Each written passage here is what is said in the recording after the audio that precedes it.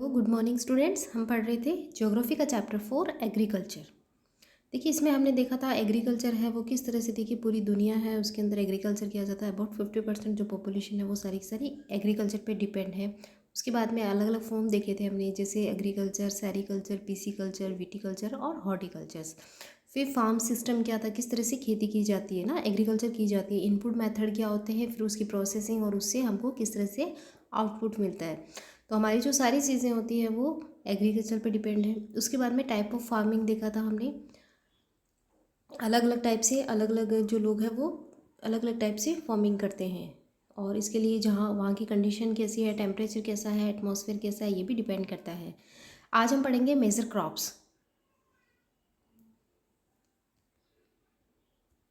Major crops, ठीक है। A large variety of crops are grown to meet the requirement to the growing population। देखिए जो बढ़ रही है पॉपुलेशन उसके हिसाब से बहुत सारे अलग अलग वैरायटी की क्रॉप्स की ज़रूरत होती है ना, तो इसलिए अलग अलग वैरायटी की क्रॉप्स जो है वो ग्रो की जाती है। Crops also supply raw material for agro based industries. जो खेती पे डिपेंड इंडस्ट्रीज़ होती है ना, जैसे कॉटन हो गया, जैसे शुगर केन हो गया ना, तो उनके लिए रॉ मटेरियल है वो भी अवेलेबल कराया जाता है एग्रीकल्चर से। मेजर फूड क्रॉप्स, और जो फूड क्रॉप्स है ना जो खाने में काम लेते हैं, जैसे wheat, rice, maize and millets, ठीक है। Jute and cottons are fabric, जो है ना फाइबर क्रॉप्स। तो आपको देखिए वन लाइनर क्वेश्चन पूछा जा सकता है कि फूड क्रॉप्स कौन कौन सी है। मेजर फूड क्रॉप्स तो वीट, राइस, मेज और मिलेट। मेज़ मकई और मिलेट जैसे मोटा अनाज जिसको बाजरा वगैरह होता है ना वो। जूट एंड कॉटन जो है वो फाइबर क्रॉप्स है। कॉटन से और जूट से फाइबर बनते हैं, धागे। Important breweries crops T and coffee. Beverage जो पीने के लिए बनाते हैं ना, चाय और कॉफ़ी, तो ये बेवरेज क्रॉप्स के अंदर आती है। तो इस तरह से इनके एग्जाम्पल आपसे पूछ सकते हैं। फर्स्ट नंबर पर है rice. Rice is the major food crops of the world. देखिए वर्ल्ड के अंदर है ना सबसे ज़्यादा यूज़ में लेने वाली जो क्रॉप्स जिसको हम बोल सकते हैं वो है rice. It is a staple diet of the tropical and सब ट्रॉपिकल रीजन। ट्रॉपिकल और सब ट्रॉपिकल जो रीजन है वहाँ की मेन डाइट है ये।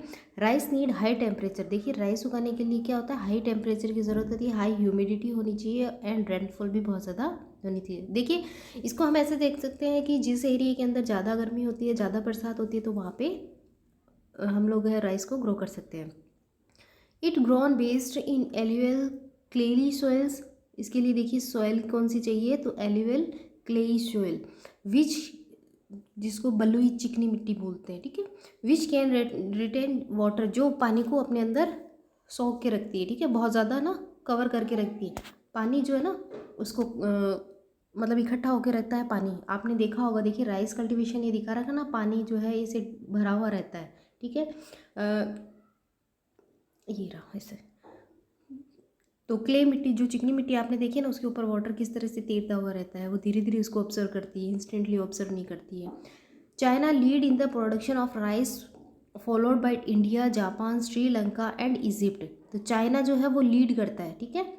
फर्स्ट नंबर पे है जो चाइना है, सेकंड नंबर पे इंडिया है, थर्ड जापान और श्रीलंका। यहाँ पे बहुत ज़्यादा जो चावल है उसको उगाया जाता है। In favourable climatic conditions in the West Bengal and Bangladesh 2 और 3 crops are grown in a year. देखिए हमारे इंडिया के अंदर जो वेस्ट बंगाल की जो कंडीशन है ना, इसके फेवरेबल है। यहाँ पे बारिश भी बहुत ज़्यादा होती है और ह्यूमिडिटी रहती है, टेम्परेचर भी बहुत ज़्यादा रहता है। इस वजह से ये सारी की सारी जो कंडीशन टेम्परेचर की कंप्लीट होती है, इसलिए वेस्ट बंगाल हमारे इंडिया में और बांग्लादेश के अंदर ये होता है। नेक्स्ट है वीट। देखिए वीट का भी दे रखा है। Wheat requires moderate temperature. Moderate temperature, ना बहुत ज़्यादा गर्मी ना ज़्यादा सर्दी, इस तरह का एवरेज जो मॉडरेट टेम्परेचर होता है ना। And rainfall during growing season, जब वो ग्रोइंग सीजन में होता है तो इसके लिए रेनफॉल होती है। And bright sunshine at the time of harvest, ठीक है।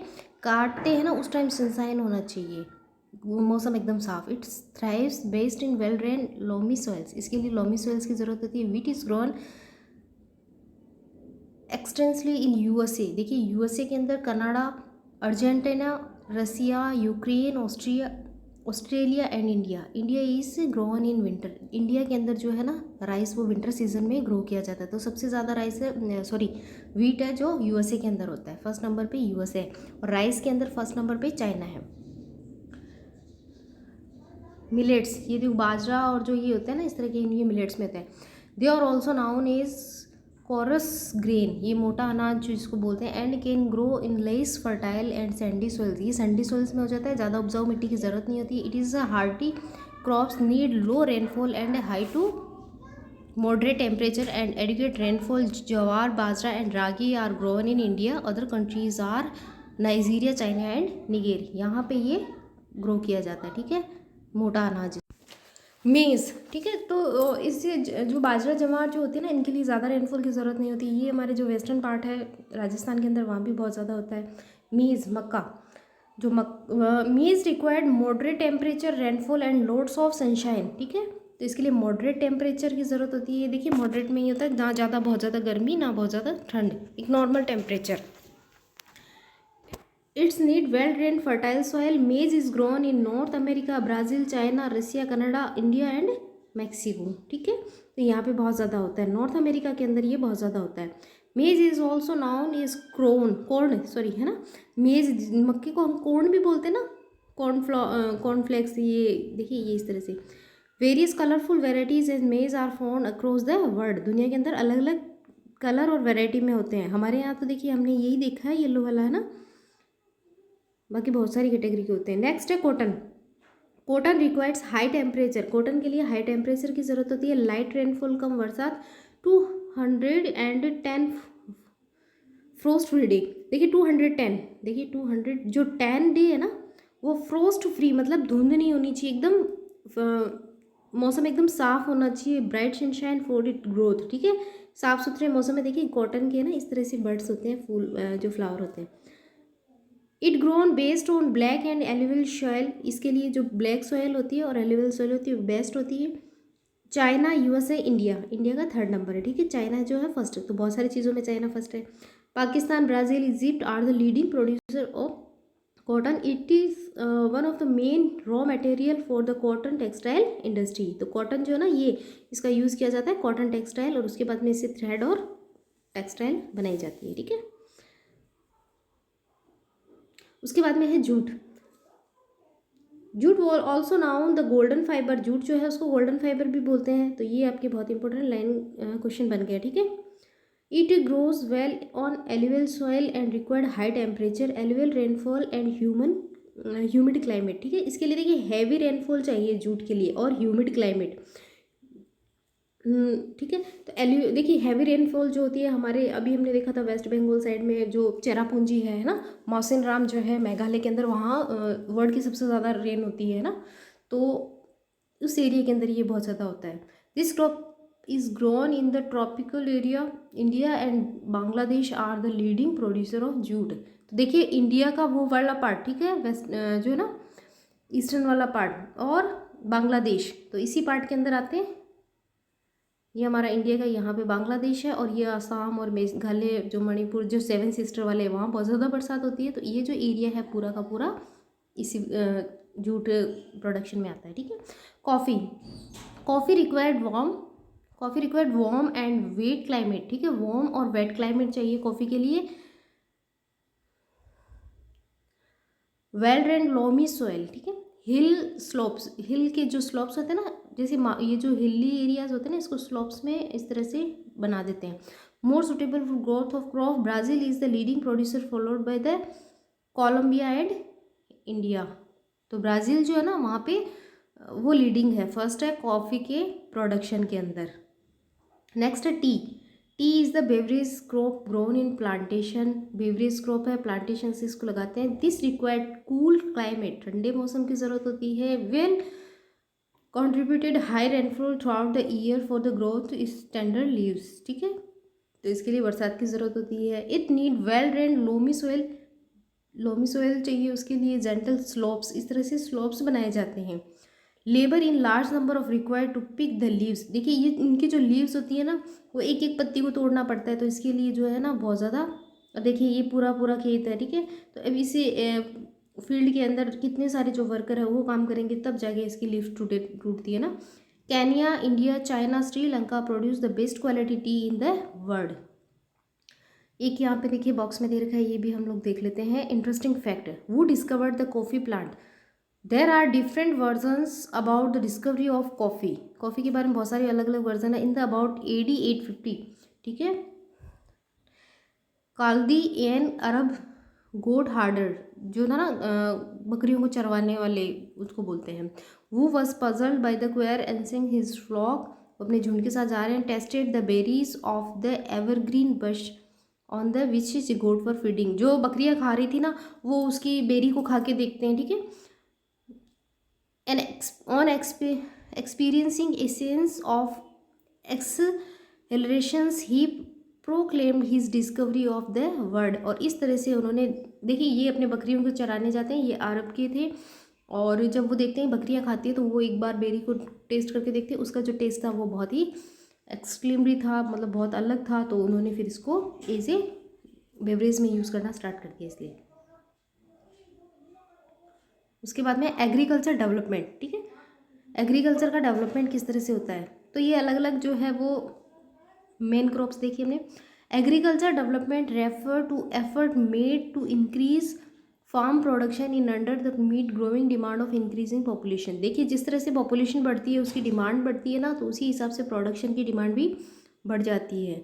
This can be achieve in many way such is increasing the cropped area. तो इसको हम कैसे पूरा कर सकते हैं, एक तो क्रॉप का एरिया जो होता है उसको इंक्रीज कर देते हैं, number of crop grown, improve irrigation facilities, use the fertilizers and high yielding variety of seeds।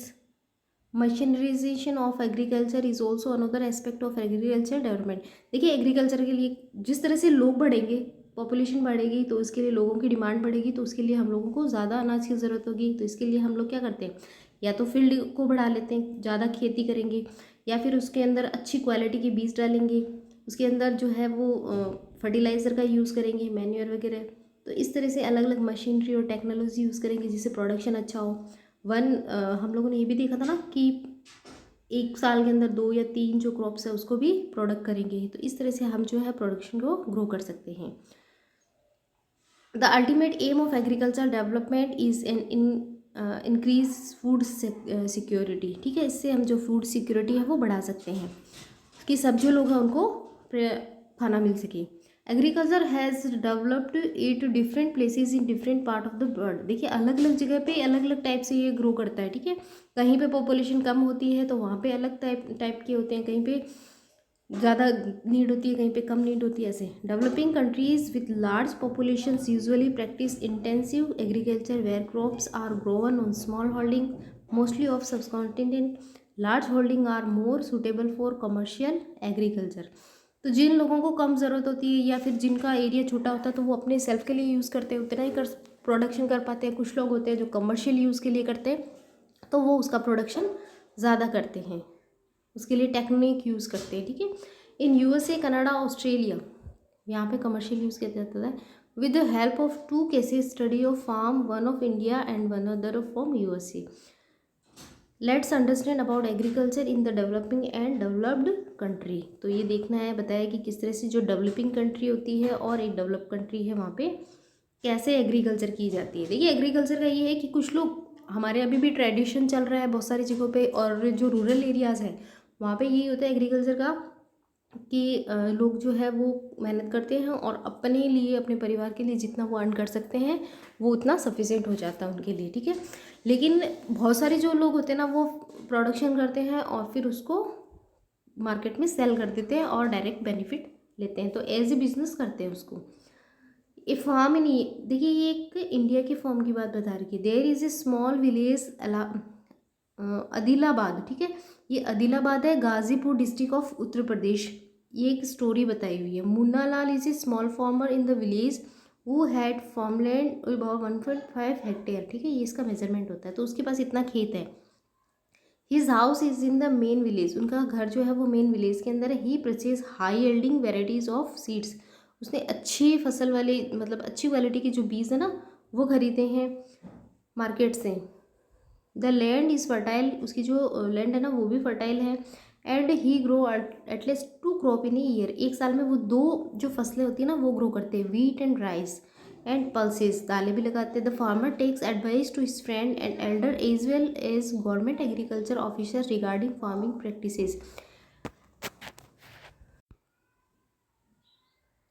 तो इस तरह से जो है ना वो वर्क करते हैं। और फिर जो उसके मतलब वो अपने जानकारों से और गवर्नमेंट से कि उनको लोन मिल जाएगा और ट्रैक्टर मिल जाएगा, तो इस तरह से वो उसको सलाह देते हैं। ही टेक्स ट्रैक्टर, वो ट्रैक्टर ले लेता है रेंट पे, ploughing feed through some of his friends still use traditional method, use bullock and ploughing. कुछ लोग जो होते हैं ना वो ट्रेडिशनल मेथड को यूज़ करते हैं, जैसे उनके पास ये गाड़ी होती है इस तरह से, और ये हल होता है, ठीक है ना, खोदने के लिए। There is a tubewell in the nearby field which he take on rent to irrigate his field. और फिर वो क्या करते हैं, एक तो ट्रैक्टर ले लेते हैं, उसके बाद में वो जो है रेंट के ऊपर एक इरिगेशन के लिए जो है ट्यूबवेल्स भी ले लेते हैं पास से, जिससे वो अपने प्लग के अंदर अच्छे से पानी दे सकें, ठीक है। तो इस तरह से जो वो अरेंजमेंट कर लेते हैं। Munna Lal also has 2 buffaloes, Munna Lal के पास 2 बफेलोज भी हैं और फ्यू हैंस भी है। He sell milk in the cooperative store, वो कोऑपरेटिव स्टोर में उनका दूध बेच देता है। कोऑपरेटिव स्टोर होते हैं ना, गवर्नमेंट के होते हैं, ठीक है। Located in the nearby town, he is the member of the cooperative society which also advise him to type of for the him. तो वो देखिए ये क्या करते हैं कि सारी की सारी जो है ना लोगों से सलाह लेके, और जिस तरह से इनको ज़्यादा से ज़्यादा लोगों की हेल्प मिल सकती है ना, इस तरह से ये एग्रीकल्चर करते हैं, ठीक है। टेक्निक को भी यूज़ करना लग गए। उसके बाद में जो अब ये कोऑपरेटिव सोसाइटी के अंदर अपना दूध देने चाहते हैं, तो वहाँ से फिर कि किस तरह से एनिमल्स हैं उनको खिलाना चाहिए, चारा खिलाना चाहिए, जिससे उनको दूध अच्छा हो। हमारे जो देखिए अच्छा पशु होगा ना, भाई गाय अच्छी होगी तो दूध भी अच्छा आएगा ना, इसलिए, ठीक है। Safety measure to protect the health of the livestocks and artificial inseminations. तो किस तरह से जो आर्टिफिशियल चीज़ें इनसे दूर रह के और एक अच्छा जीवन जी सकते हैं।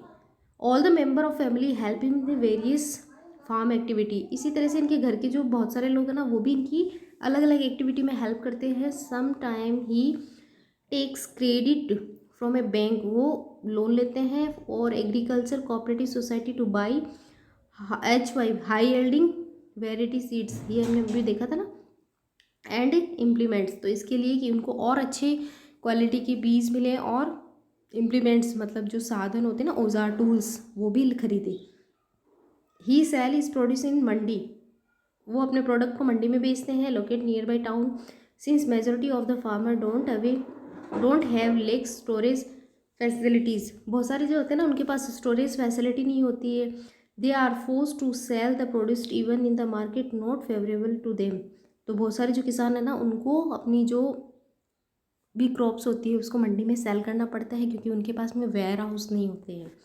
इन रिसेंट ईयर, ये पुरानी बात बता रही है ना, recent year the government has taken some step to develop storage facilities. अभी जो गवर्नमेंट है वो कुछ स्टेप उठा रही है, जिसकी वजह से जो है स्टोर हाउस है वो बनाए जा रहे हैं, ठीक है।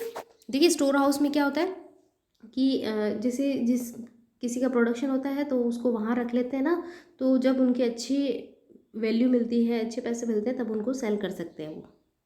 नहीं तो रखने के लिए जगह नहीं होती है, भीग जाते हैं बारिश के अंदर, ये आपने न्यूज़पेपर वगैरह में देखा होगा। तो ये इंडियन का एक खेत बता रखा था, ठीक है। और फार्म इन यूएसए, अब यूएसए में देखिए किस तरह से खेती होती है, यूएसए में भी खेती होती है। The average size of a farm in USA is much larger than that in Indian farmer. तो यूएसए के जो जो फार्म हाउस होते हैं ना, खेत, वो इंडिया के साइज से बड़े होते हैं, पहली बात।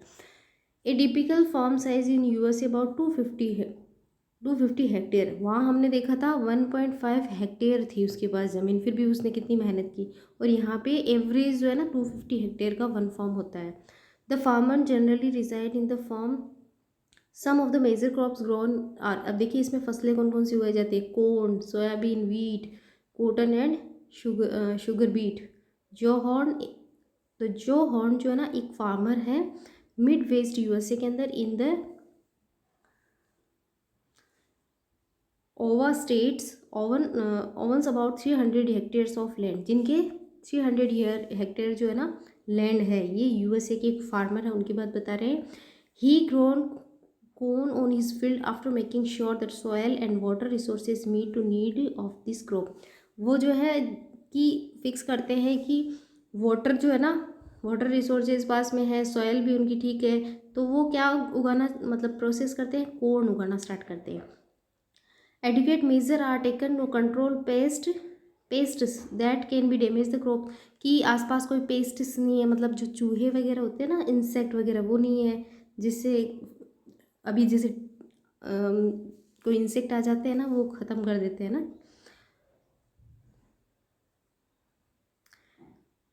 From time to time he send the soil sample soil testing laboratory, time to time जो है ना सॉयल वहाँ से मिट्टी लेके और उसको लेबोरेटरी में भेजते हैं, इसकी क्वालिटी चेक करने के लिए, उसकी न्यूट्रिशन वैल्यू चेक करने के लिए कि जो मिट्टी है वो फर्टाइल है या नहीं है, उसको और न्यूट्रिशंस की ज़रूरत है ना। जिस तरह से हम लोग हमारा टेस्ट करवाते हैं ना कि हमारे में विटामिन की कमी है, तो इस तरह से तो वो लोग मिट्टी का भी करवाते हैं टाइम टू टाइम। हमारे यहाँ पे तो एक बार सर्वे हो जाता है, उसके बाद में कुछ नहीं होता। द रिजल्ट हेल्प जो horn to plan a scientific fertilizer program. His computer is linked to satellite which give him to practice precise picture of his field. तो कंप्यूटर से उनके फील्ड की पिक्चर लगी हुई है. This help him to use chemical fertiliser and pesticides whatever they are required, कि कौन से पेस्टिसाइड की ज़रूरत है. He use tractor, seed drill, leveller, combined harvester and thresher to perform various agriculture operations. तो बहुत सारी जो मशीनरी है ना, इनका यूज़ कर रहे हैं. A grain are stored in the automated grain store और डिस्पैच टू मार्केट एजेंसीज. उसके बाद में उसको स्टोर में रख के और मार्केट में सेल किया जाता है. The farmer in USA work like a businessman and not like a peasant farmer. तो यूएसए के अंदर जो है ना फार्मर, वो एक बिजनेसमैन की जैसे काम करते हैं, हमारे यहाँ पे किसान के जैसे नहीं है ना. तो मतलब उनकी फैसिलिटी बहुत ज़्यादा है, अच्छी है, जिसकी वजह से उनका काम है वो इजी हो जाता है और उस जितना वो मेहनत करते हैं उस हिसाब से उनको अर्न भी होता है. लेकिन हमारे यहाँ पे ये थोड़ा सा सिस्टम अभी डेवलप नहीं हुआ है. ठीक है, तो ये एग्रीकल्चर से रिलेटेड चैप्टर जो हमारा कंप्लीट हो गया. आई होप आपको अच्छे से समझ में आया होगा.